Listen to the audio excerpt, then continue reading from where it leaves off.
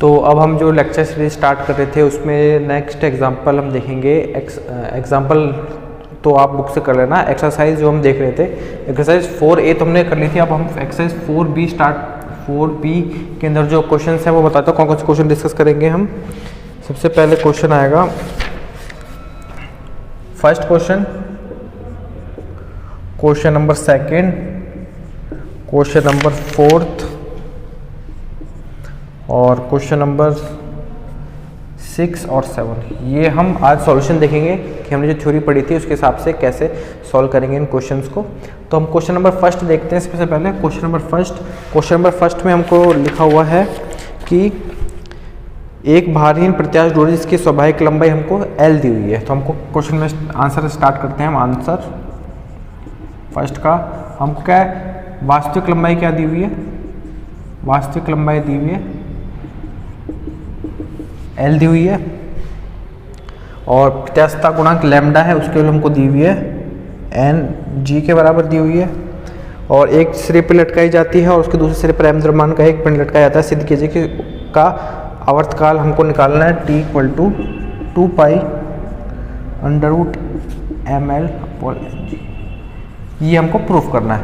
तो देखिए हम क्या करते हैं, सबसे पहले हम मान लेते हैं कि ये रस्सी L है, ये इसकी क्या है, L लंबाई की रस्सी है। हम क्या करते हैं, इसमें L लंबाई की रस्सी में एक m द्रव्यमान का पिंड लटकाते हैं। ये m द्रव्यमान का पिंड लटका हुआ है, ये लंबाई L है और हम क्या करते हैं, मान लेते हैं कि ये जो लंबाई L थी ये बढ़ के x, ये मान लेते हैं कि ये b लंबाई किसके अंदर क्या हो जाती है, वृद्धि हो जाती है। उसके वास्तविक लंबाई L है।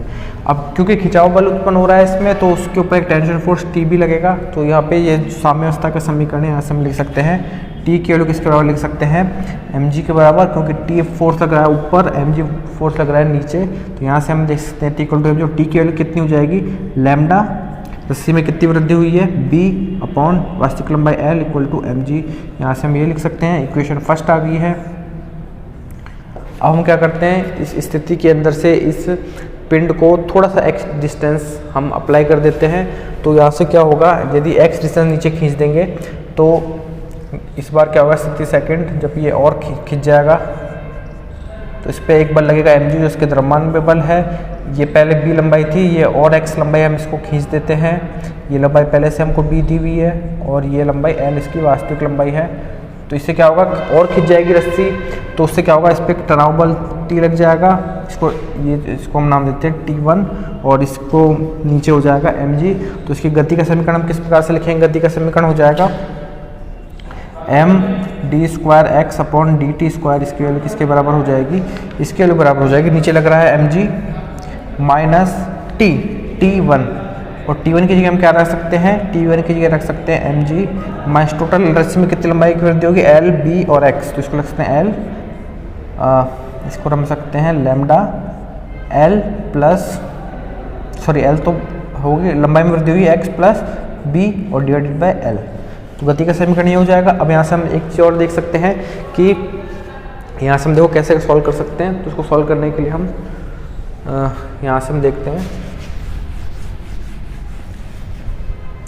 यहाँ से हम देख सकते हैं अभी इक्वेशन 1 के अंदर से यदि हम यहाँ से जो λ/b का मान mg रख देंगे तो mg से mg कैंसिल हो जाएगा। गति का समीकरण आ जाएगा md²x/dt²। इसकी वैल्यू आ जाएगी, इसकी वैल्यू आ जाएगी -λx/L। तो ये हमारी सरलावर्त गति का समीकरण आ गया। तो यहाँ पे m को नीचे ले जाएंगे तो ये हो जाएगा सरलावर्त गति का समीकरण आ गया। इसको आवर्तकाल क्या हो जाएगा, आवर्तकाल हो जाएगा 2 पाई √λ/Lm। यहाँ से L ऊपर चले जाएगा तो ये 2 पाई √Lm डिवाइडेड बाई लैम्डा, और लैम्डा की वैल्यू को हम क्वेश्चन में दी हुई Ng। तो यहाँ से ये प्रूफ हो गया फर्स्ट क्वेश्चन हमारा। ठीक है, तो फर्स्ट क्वेश्चन का आंसर हो चुका है। अब हम देखते हैं question number second. Question number second देखते हैं। क्वेश्चन नंबर सेकंड में हमको कहा गया है कि यदि किसी ऊर्ध्वाधर प्रत्यास्थ डोरी में दो लगे हुए विभिन्न द्रव्यमान हमको दिए हुए हैं। फर्स्ट क्वेश्चन है, सेकंड क्वेश्चन इसमें क्या हुआ है, ये इसकी लंबाई L1 है। इसमें हम क्या करते हैं, m द्रव्यमान का पिंड लटका हुआ है। एक दूसरी रस्सी है जिसके अंदर वास्तविक लंबाई इसकी L2 है, इसमें m2 द्रव्यमान का पिंड लटका हुआ है। तो और सॉरी इसमें और इसके ये है, और जब ये लटकाई जाती है इसके अंदर, नहीं सॉरी ऐसे लो, एक रस्सी है जिसकी लंबाई L1 है, इसकी लंबाई L2 है, तब हम क्या करते हैं इसके अंदर M1 द्रव्यमान का पिंड लटका देते हैं, तो इस पे नीचे बल लगेगा, इस पे M1 द्रव्यमान का पिंड लटका देते हैं, तो इसकी रस्सी की लंबाई खींच के कितना होता है, इसमें विस्तार हो जाता है A1 का विस्तार हो जाता है, तो ये तो स्वाभाविक लंबाई इसमें विस्तार हो गया A1। इसी प्रकार M2 द्रव्यमान है, इसके अंदर नीचे बल लगेगा और इसमें विस्तार हो गया A2। हमको क्वेश्चन में क्या प्रूफ करना है, हमको प्रूफ करना है T1² माइनस T2², इसकी वैल्यू को प्रूफ करनी है 4π² A1 माइनस A2, इसकी वैल्यू हमको ये प्रूफ करनी है। तो हम क्या करेंगे, ये सेम क्वेश्चन नंबर 1 की तरह ही है, उसके रिजल्ट का हमको यूज़ करेंगे। और जहाँ पे T क्या है, इसका ये T है, इसका आवर्त T है, इसमें जो रस्सी है इसके अंदर इसका आवर्तकाल T2 इसका आवर्तकाल है। तो यहाँ से हम देखा है आवर्तकाल का समीकरण ये है, तो यहाँ से हम क्या लिख सकते हैं, T1 की वैल्यू लिख सकते हैं T1 equal to 2π L1 M1 upon lambda. ये क्या कर सकते हैं हम, समीकरण 1 से रख सकते हैं यहाँ से वैल्यू, और ऐसे T2 के लिए इसका T2 का आवर्तकाल कितना हो जाएगा, 2π L2 upon L2 M2 upon lambda के। और यहाँ से हमको प्रूफ T1² माइनस T2² लेके आए, तो हम क्या कर देते हैं, इसका स्क्वायर कर देते हैं, तो T1² ये हो जाएगा, और इसकी वैल्यू कितनी हो जाएगी 4π L1 M1 upon lambda. T2² की वैल्यू क्या आ जाएगी, इसका स्क्वायर जो क्या आ जाएगी 4π L2 M2 अपॉन लैम्डा। अब हमको माइनस कर देंगे, तो हो जाएगा T1² minus T2² is equal to 4π L1 M1 upon lambda minus L2 M2 upon lambda. ये हमारी वैल्यू आ जाएगी। अब हमको क्वेश्चन के अंदर प्रूफ करने के लिए A1 A2 की वैल्यू चाहिए, तो हम यहाँ से क्या कर सकते हैं, यहाँ से हम क्या कर सकते हैं, देखो साम्यावस्था की स्थिति देखते हैं, जब L द्रव्यमान का जो पिंड है, ठीक है, इसकी लंबाई L थी, तो ये L1 लंबाई थी, और एक खींच के A1 खींच गई, और यहाँ पे है M1G, और यहाँ पे M1 द्रव्यमान का पिंड है। अब यहाँ से साम्यावस्था की स्थिति में क्या लिख सकते हैं, M1G की वैल्यू किसके बराबर रख सकते हैं, इसके अंदर तनाव बल, और तनाव बल कितना हो जाएगा, लैम्डा A1 अपॉन L1। ये साम्यावस्था की स्थिति के अंदर रख सकते हैं। यहाँ से हम देख सकते हैं कि यहाँ से हम अब वैल्यू निकाल सकते हैं, क्योंकि हमको लैम्डा L1 अपॉन M1 की वैल्यू निकालते, यहाँ से हम निकालेंगे लैम्डा, सॉरी यहाँ से हम निकालेंगे L1 M1, ठीक है, L1 M1 अपॉन लैम्डा, इसकी वैल्यू निकालेंगे, तो ये वैल्यू निकल के आ जाएगी A1 अपॉन G। इसी प्रकार से यदि हम L2 M2 अपॉन लैम्डा की वैल्यू निकालेंगे, तो वो वैल्यू हो जाएगी A2G। तो यहाँ से हम जो दोनों वैल्यू निकाली हैं, इन वैल्यू को यहाँ पे रखेंगे, तो ये वैल्यू हो जाएगी 4π A1G माइनस A2G, और ये जाएगी T1² माइनस T2²। G को इधर लेके आ जाएंगे, G को इधर लेके ये वैल्यू हमारी हो जाएगी A1 माइनस A2, जो हमको प्रूफ करना था। ये हमारा आंसर आ गया, ठीक है। तो ये दोनों क्वेश्चन सिंपल क्वेश्चन थे। अब हम देखते हैं हमारा फोर्थ क्वेश्चन। थर्ड क्वेश्चन आप कर लेना, थर्ड क्वेश्चन भी सेम इसी प्रकार से है। अब हम देखते हैं हमारा फोर्थ क्वेश्चन। देखिए फोर्थ क्वेश्चन पढ़ते हैं हम। फोर्थ क्वेश्चन है हमारा कि एक L लंबाई की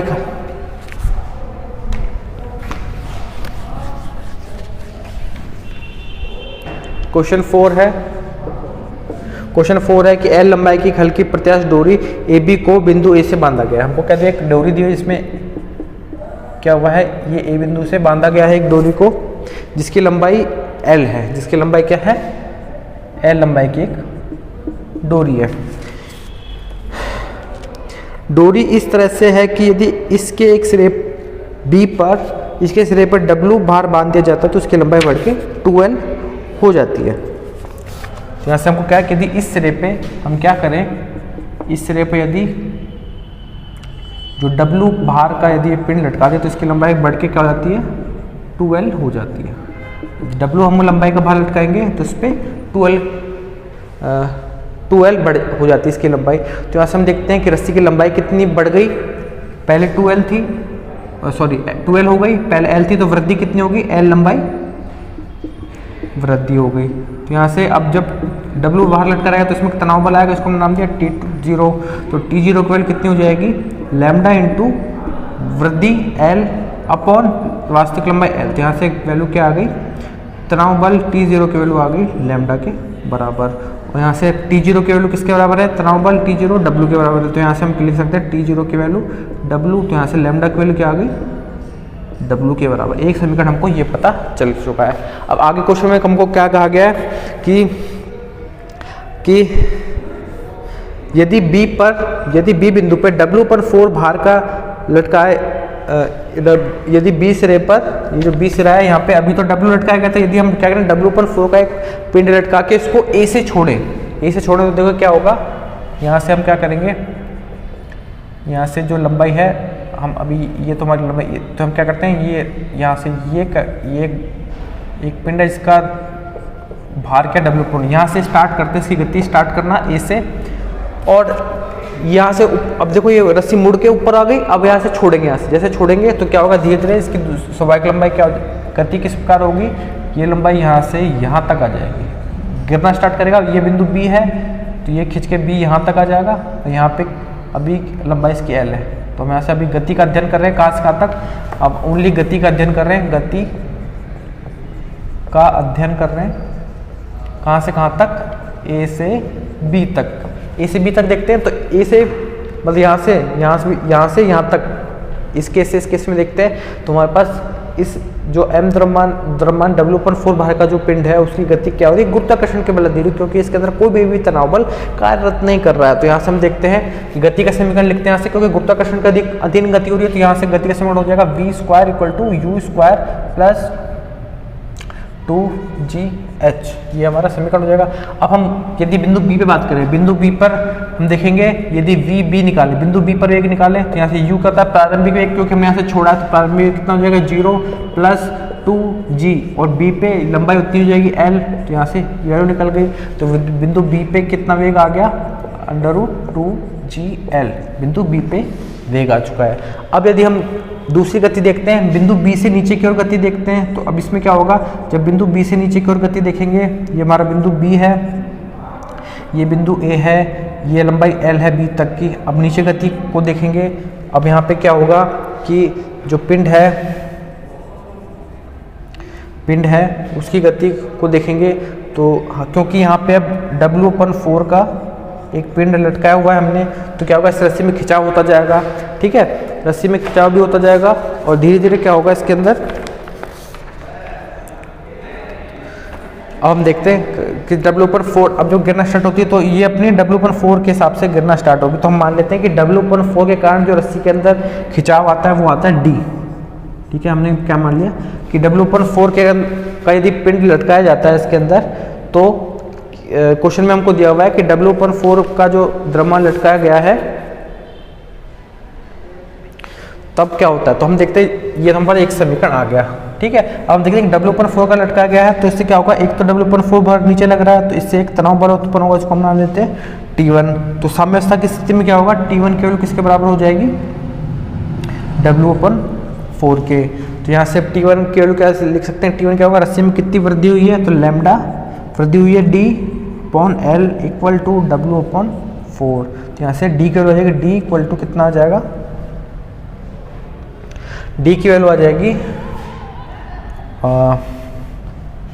W/4 × L/λ। तो यहाँ से हम एक चीज़ और कर सकते हैं, लैम्डा की वैल्यू W है, लैम्डा की वैल्यू W रखेंगे तो D की वैल्यू कितनी आ जाएगी, L/4।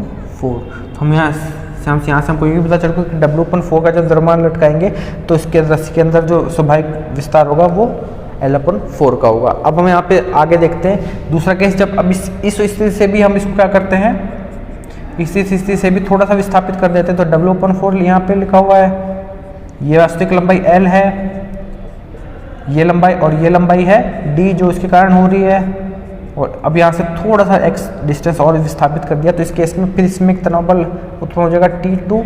उस T2 का समीकरण क्या हो जाएगा, उस T2 का समीकरण यदि हम गति का समीकरण लिखना स्टार्ट करते हैं तो क्या हो जाएगा, md²x/dt²।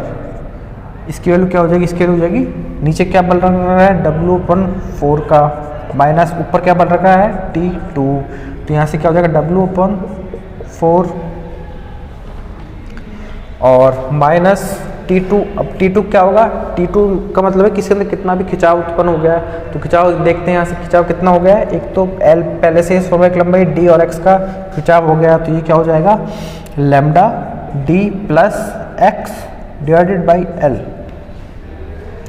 यहाँ से ये आ जाएगी M D square X upon DT square. ये गति का समीकरण आ गया यहाँ से, ठीक है।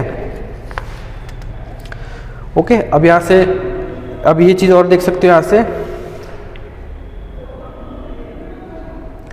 कि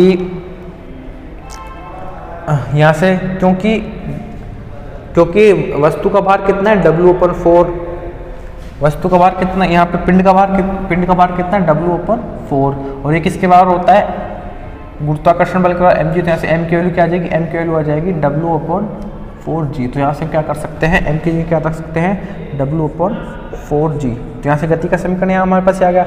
यहाँ से जो वैल्यू निकल के आ जाएगी, और लैम्डा की वैल्यू हमको पता है W, तो यहाँ से हम W भी रख सकते हैं। ओके, और एक चीज़ हमको और पता है कि साम्यावस्था की स्थिति हमको ये भी पता चल चुका है, और ठीक है। और यहाँ से D की वैल्यू भी हमको पता है, D की वैल्यू में रख देंगे तो ये क्या हो जाएगी value W/4g D square X upon DT square equal to W/4 minus W/L, और D की वैल्यू में रख देंगे L/4 प्लस X।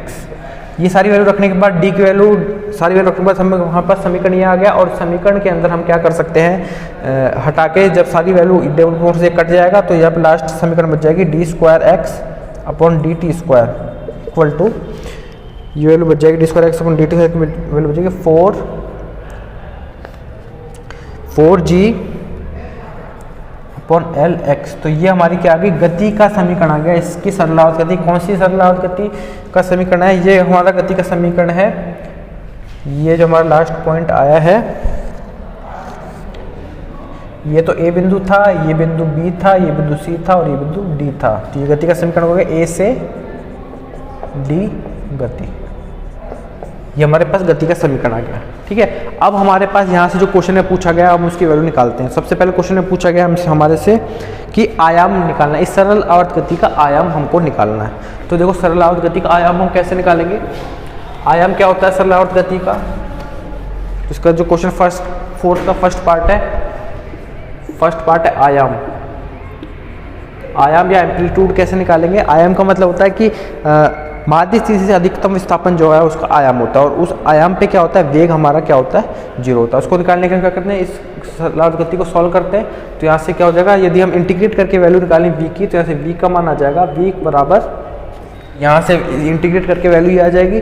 तो यहाँ से रखोगे तो यहाँ से x equal to minus L/4 पे v का मान है vb। तो यहाँ से कैलकुलेट करोगे तो k का मान आ जाएगा, k का मान आएगा 9/4gl। और यहाँ से k का मान यहाँ रखोगे तो v का मान आ जाएगा v स्क्वायर, v का मान आ जाएगा 2√gl।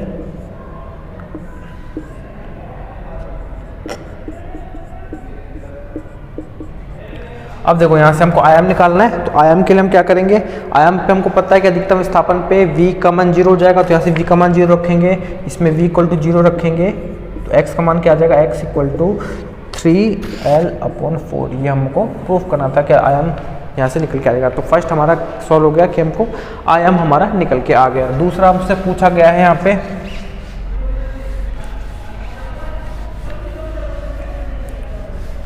दूसरा हमसे पूछा गया है कि कुल दूरी पूछी गई है। तो डायग्राम में हम देख सकते हैं कुल दूरी क्या है AD। तो B पार्ट कुल दूरी है, डायग्राम में देखना AD है कुल दूरी। तो AD क्या है, AB plus BC plus CD, ये हमारी कुल दूरी है, ठीक है। तो AB क्या है, वास्तविक लंबाई L, प्लस BD क्या है, BC क्या है D, और CD क्या है हमारे पास,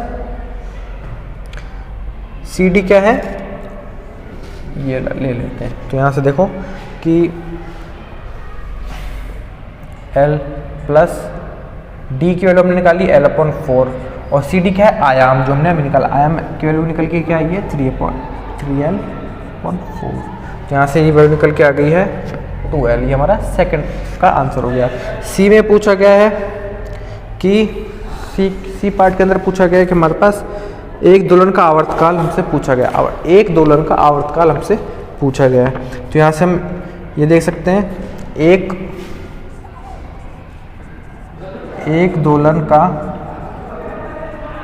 आवर्तकाल, एक दोलन का आवर्तकाल हो जाएगा सी से डी का समय। एक दोलन का आवर्तकाल क्या हो जाएगा, सी से डी का समय, और वो क्या हो जाएगा 1/4 इंटू टोटल आवर्तकाल। और क्योंकि गति का समीकरण ये है तो यहां से हम कैसे निकाल सकते हैं,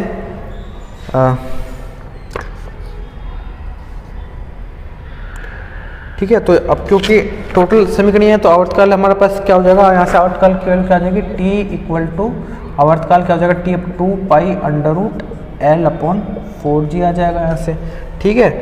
तो यहाँ से टोटल आवर्तकाल कितना जाएगा 1/4, और टोटल आवर्तकाल भी हमने निकाला है 2 पाई √L/g, ठीक है। ये तो हमारे पास आ गया सी से डी का समय।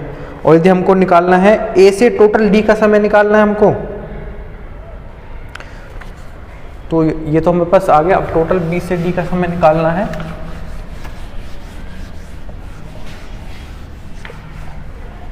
तो यदि हमको निकालना है ए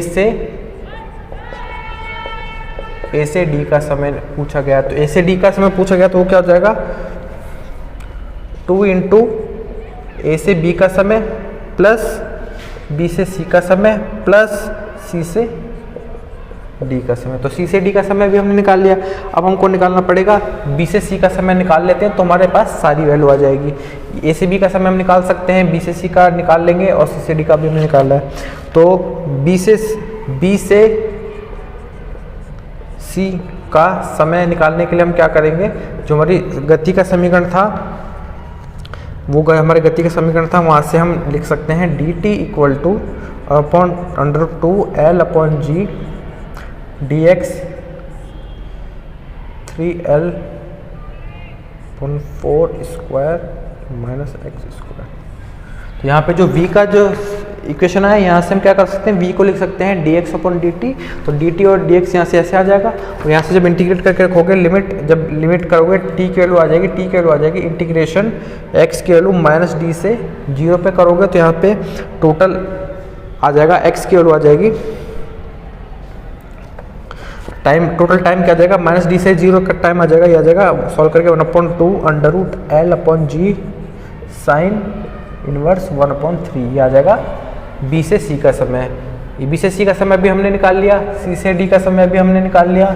ए से बी का समय देखेंगे तो ए से बी तक की जो गति होगी वो क्या होगी, गुरुत्वाकर्षण कह दिए।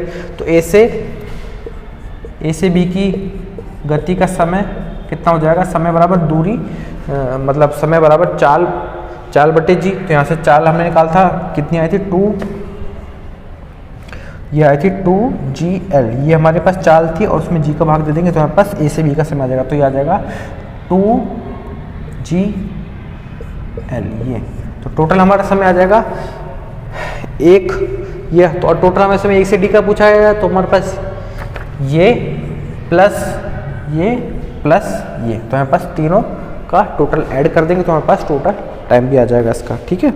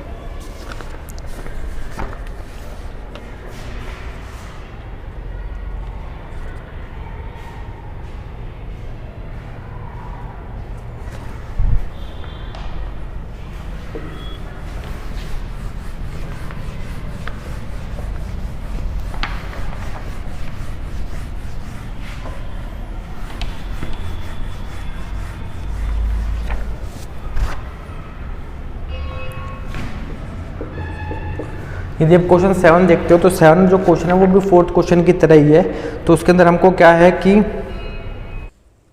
अब हम हमारा 7th क्वेश्चन देखते हैं। 7th क्वेश्चन में हमको कहा गया है कि एक बाहरी कण एक विस्तारणीय डोरी द्वारा स्थिर बिंदु से बंधा है जहां उसे निर्बाध रूप से गिरने दिया जाता है। जब कण निम्नतम स्थिति में है तो डोरी की लंबाई उसकी स्वाभाविक लंबाई की दुगनी है। सिद्ध कीजिए कि प्रत्यास्थता गुणांक कण के भार से 4 गुना है और सिद्ध कीजिए कि स्वाभाविक लंबाई से अधिक खींचे रहने की अवधि हमको प्रूफ करनी है। तो हम मान लेते हैं कि माना स्थिर बिंदु O से कण गिरा जाता है और डोरी की वास्तविक स्वाभाविक लंबाई है OA, हम मान लेते हैं इसकी A है, और AB मान लेते हैं जो B है वो है स्थितिक विस्तार। जो हमारे डोरी का विस्तार होता है वो B लंबाई तक होता है। अब यहाँ से जब डोरी के अंदर स्थितिक विस्तार होता है तब हम वहाँ से उसके गुरुत्वाकर्षण बल mg को यदि उसमें तनाव बल के बराबर रख दें तो mg को यदि तनाव बल के बराबर रखेंगे तो वो हो जाएगा लैम्डा इंटू बी अपॉन ए। यहाँ से हमारे पास mg की वैल्यू को बराबर रखने से लैम्डा की वैल्यू आ जाएगी mg a अपॉन बी। ठीक है, अब यहाँ से हम देखते हैं कि कण जब O से A तक गति करता है, क्योंकि OA क्या है, कण रस्सी की स्वाभाविक लंबाई है, तो कण को जब O से A तक छोड़ेंगे तो वो मुक्त गति करेगा गुरुत्वाकर्षण के अधीन। तो वहाँ से हम वेग निकाल सकते हैं जो क्या आ जाएगा v² = 2a g आ जाएगा, जहाँ पे A है रस्सी की वास्तविक लंबाई। हमने पिछले 4th क्वेश्चन में भी ये किया हुआ है, तो सेम उसी प्रकार से हमने v निकाल लिया है जो कि बिंदु A पर वेग आ गया है, वो है √2ag। अब A से जब गति वो प्रारंभ करता है और बिंदु P तक मान लेते हैं, P तक गति करता है, तो हम वहाँ पे इसका जो गति का समीकरण लिखेंगे mx = अब हम कण पे बल देखते हैं, एक तो लगा है mg और ऊपर लगा है तनाव बल, तो mg minus lambda into b plus x. b plus x ऐसे लिखा है क्योंकि हमने b माना है कि रस्सी के अंदर जो खिंचाव होता है वो उस भार के कारण b है, तो रस्सी में जो बल हो जाएगा mg minus lambda b plus X upon A. तो यहाँ से x की वैल्यू क्या आ जाएगी, x डबल डॉट की वैल्यू आ जाएगी minus g upon B into X dot. अब यहाँ से जो x डबल डॉट की वैल्यू आई है, त्वरण की वैल्यू हमको पता चल गई है, तो एक सरलावर्त गति का समीकरण है। यहाँ से हम क्या निकाल सकते हैं, वेग निकाल सकते हैं। तो वेग निकालने के लिए हम क्या करेंगे, दोनों साइड इंटीग्रेट कर देंगे। यहाँ पे आप सही करना है, इसको x डबल डॉट लिख लेना, तो समाकलन करने में हमारे पास वेग का वैल्यू आ जाएगी v² = minus g upon B into X square plus K. अब यहाँ पे के जो वैल्यू आई है ये हमारे पास कांस्टेंट है, इसकी वैल्यू कैसे निकालेंगे, क्योंकि हमको पता है कि कण का वेग बिंदु ए पर हमको ऊपर से दिया हुआ है वो है √ag। तो यहाँ से हम क्या कर सकते हैं, x की वैल्यू जैसे हम नाप रहे हैं यहाँ से, तो x की वैल्यू माइनस बी करेंगे, क्योंकि हम x की वैल्यू नाप रहे हैं b से नाप रहे हैं और हमको a पे वेग निकालना है, तो b से a पे डायरेक्शन उल्टी होगी, तो x की वैल्यू यहाँ पे क्या हो जाएगी माइनस बी पे x की वैल्यू माइनस बी पे v, यहाँ पे करेक्शन कर लेना, a पर x = माइनस बी और v बराबर √2ag। तो जब वैल्यू रखेंगे यहाँ से तो k की वैल्यू आ जाएगी 2ag प्लस GB। तो यहाँ से हमारे पास जो वेग का समीकरण आ जाएगा, जो समीकरण 1 लिखा हुआ है वो आ जाएगा minus g upon B into X square plus 2ag plus GB। अब हमको यहाँ से जो और चीज़ आगे निकालनी हम मान लेते हैं सब, जो हम ये मान लेते हैं कि रस्सी में जब गति होती है तो रस्सी जो कण है वो लास्ट में बिंदु C तक जाता है, अधिकतम विस्तार का C तक होता है। तो यहाँ से हम BC की लंबाई कैसे निकाल सकते हैं, BC बराबर 2a है, यहाँ पे सॉरी BC बराबर हमको क्वेश्चन में दिया हुआ है कि रस्सी के अंदर जो निम्नतम स्थिति में कण है तो डोरी की लंबाई उसकी वास्तविक लंबाई से दुगनी होती है। तो यहाँ से BC कैसे निकाल सकते हैं हम, BC क्या है OC माइनस OB। तो OC की लंबाई तो हमको क्वेश्चन के साथ दी हुई है 2a, तो यहाँ पे लिख सकते हैं BC = 2a minus OB। OB क्या है, देखो OB है O से B तक की लंबाई, और B तक की लंबाई हम कैसे निकाली है, O से A तक की लंबाई हमको दी हुई है A से B की लंबाई हमको क्या दी हुई है B। तो यहाँ से OB की लंबाई आ जाएगी A प्लस B, तो यहाँ से BC की लंबाई क्या आ जाएगी 2a minus A plus B, जो क्या आ जाएगी A माइनस B। तो यहाँ से अब हम क्या कर सकते हैं, क्योंकि हमको ये पता है कि बिंदु C पे कण अधिकतम खिंचाव आता है, तो वहाँ पे कण का वेग क्या होता है 0, तो यहाँ से x डॉट के 0 रख देंगे। तो समीकरण 1 में हम क्या करते हैं 0 रख देते हैं और यहाँ से निकाल के वैल्यू 0 रखेंगे, और यहाँ से यदि राइट हैंड साइड में x की वैल्यू मतलब x की वैल्यू तो रख देंगे हम a माइनस बी और x डॉट की रख देंगे 0। तो यहाँ से हमारे पास संबंध किस में आ जाएगा हमारे पास संबंध आ जाएगा ए और बी में, जो कि आ जाएगा B equal to A by 4। ठीक है, B equal to A by 4 आ गया, और हमने ऊपर लैम्डा की वैल्यू निकाल ली है। ऊपर देख सकते हो लैम्डा की वैल्यू क्या निकाली है, lambda equal to M G A upon B. तो यहाँ से बी की वैल्यू ए अपॉन 4 रखने पर लैम्डा की वैल्यू आ जाएगी 4m आ जाएगी। और हमें क्वेश्चन में ये कहा था कि लैम्डा की वैल्यू किसके बराबर है, द्रव्यमान के 4 गुना के बराबर। तो हमारे पास एक चीज़ प्रूफ हो गई, लैम्डा की वैल्यू 4m। अब हमें यहाँ क्या निकालनी है, आवर्तकाल का समय, क्या निकालना है कि कण द्वारा मतलब x इक्वल टू बी से, और कण द्वारा x इक्वल टू बी से a माइनस बी तक, मतलब अधिकतम खिंचाई वाली स्थिति में जाने तक समय कितना लगेगा, वो निकालने के लिए हम क्या करेंगे, जो वेग का समीकरण दिया हुआ है समीकरण 1, उस समीकरण 1 के अंदर हम क्या करेंगे, पहली बात तो b equal to A by 4 हमने जो निकाला है वो वैल्यू रख के हम पूरा समीकरण किसके अंदर ले आ जाएंगे, 1 के अंदर। तो यहाँ से हम लिख सकते हैं x dot square equal to 4g upon 4 9/16 a square minus X square. तो यहाँ से हम टोटल टाइम निकालने के लिए क्या करेंगे, x डॉट को लिख देंगे D x upon D T. तो डी टी के लिए आ जाएगी 1/2 under A upon G D x upon 3/4 a square minus 2 square. अब यहाँ से इंटीग्रेट करके t की वैल्यू कैसे निकालेंगे, तो t की वैल्यू क्या आ जाएगी, इंटीग्रेशन 1/2 अंडर ए जी। एक्स की वैल्यू अब हमको स्टार्ट करनी है b से और a माइनस बी तक। तो यहाँ से हम क्या करेंगे, x की वैल्यू माइनस बी इसलिए है क्योंकि यहाँ से जो x नाप रहे हैं हम वो बिंदु बी से नाप रहे हैं। तो यहाँ से हमको ऊपर से लेनी है, तो यहाँ पे वैल्यू क्या रख देंगे, x की वैल्यू माइनस बी, और x की वैल्यू कहाँ तक जानी है, a माइनस बी तक। तो ये अंडर आउट करके इंटीग्रेशन करके वैल्यू निकाल लेंगे, जो कि हमारी वैल्यू है 1/2 under root a upon G pi minus cos 1/3। ठीक है, तो यहाँ से जो क्वेश्चन 4 था उसी तरह हमारा क्वेश्चन भी है। तो हमारा चैप्टर कंप्लीट होगा यहाँ पे, और अब हम नेक्स्ट चैप्टर करेंगे अगले लेक्चर से। अब मैं